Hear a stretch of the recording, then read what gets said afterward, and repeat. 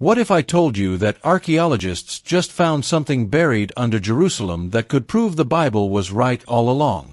For almost 2,000 years, people have told stories about a mysterious pool hidden somewhere under ancient Jerusalem. This isn't just any pool.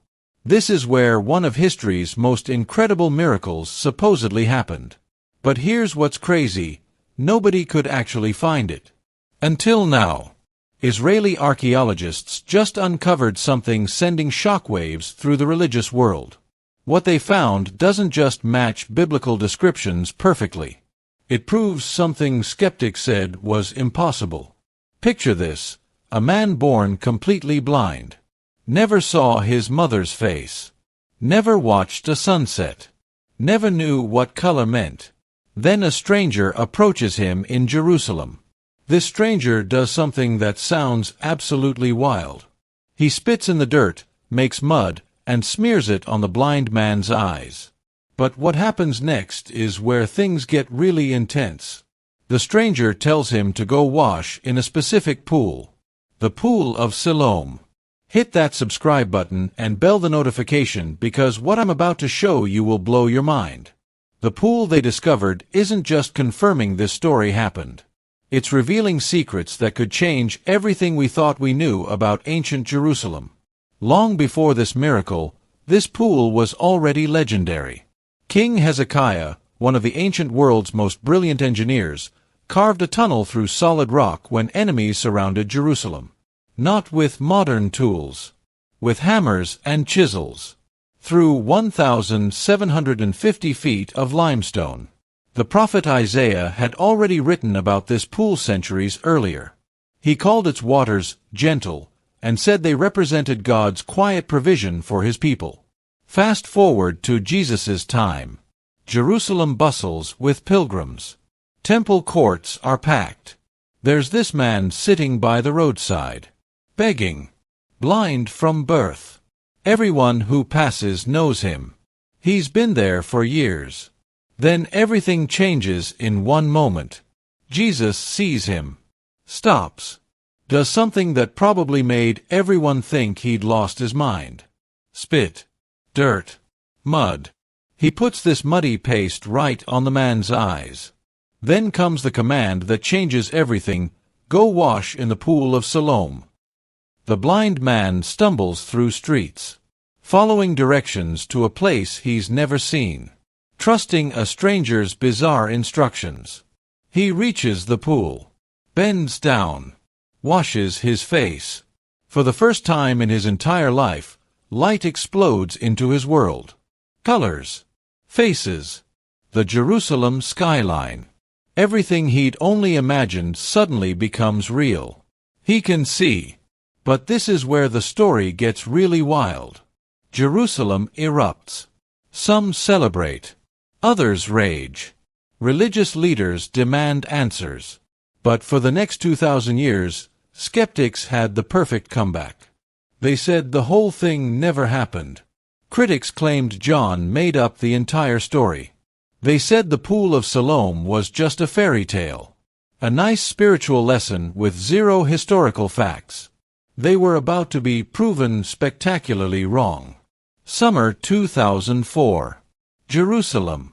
A construction crew fixing a broken sewer line when their machine suddenly hits something hard. Workers brush away dirt and find two ancient stone steps. Nobody was prepared for what they'd actually discovered. Construction stops immediately. Archaeologists race to the scene. One expert takes one look at those steps and his jaw drops. He realizes they've just found the most important biblical site in modern history. The actual Pool of Siloam. As they keep digging, this thing just keeps getting bigger. We're not talking about some tiny pond. This pool is absolutely massive. 225 feet long. Shaped like a trapezoid. With 3 separate sets of stairs going down into the water. This thing could hold thousands of people at once. Here's the proof that'll give you goosebumps. Embedded right in the ancient plaster? Coins. Real coins from the exact time Jesus was alive. The skeptics just lost their strongest argument. This wasn't some pool built centuries later for tourists. This was the pool. The actual place where that blind man washed his eyes and gained his sight. But that's not even the most shocking part. As archaeologists kept digging, they found something that completely changes everything. A massive stone road leading directly from the pool straight up to the Temple Mount. This was the Pilgrim Road, the exact path worshippers took after bathing in Siloam. Picture this blind man's journey. He washes in the pool and suddenly sees for the first time ever. Then he runs up these exact stone steps we can still see today. Every step taking him higher toward the temple. His heart pounding. His mind exploding with colors and sights he never dreamed existed. Jesus himself walked this same road countless times. For critics who spent decades claiming the Gospel of John was just spiritual poetry with no real history, this discovery was their worst nightmare come true. You can't argue with stone steps. You can't debate ancient coins. You can't dismiss archaeological evidence. If John got the pool right, what else did he get right? The crucifixion site? The empty tomb? The exact details scholars said were obviously made up? This discovery is keeping some people awake at night. It's not just proving one story. It's proving that gospel writers weren't creating fiction. They were recording actual history. Now let me be crystal clear. Real faith doesn't need archaeology to prove God exists. The Bible stands on its own power. But these discoveries remove every excuse. Every, what if it didn't really happen, argument just got demolished by ancient stones. For nearly 2,000 years, this pool was buried under dirt and debris. Hidden. Forgotten. Almost like God was waiting for the perfect moment to reveal the truth. This isn't just about one pool or one miracle. This is about the reliability of everything we've been told about Jesus. Every detail the gospel writers recorded. Every location they mentioned. Every event they witnessed.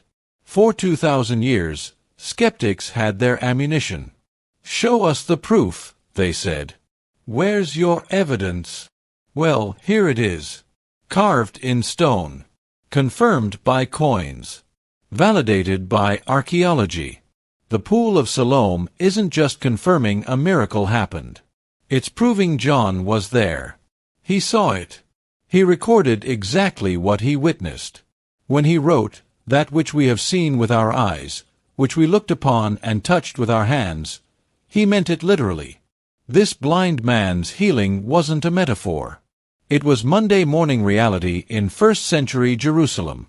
And that same Jesus who opened blind eyes 2,000 years ago?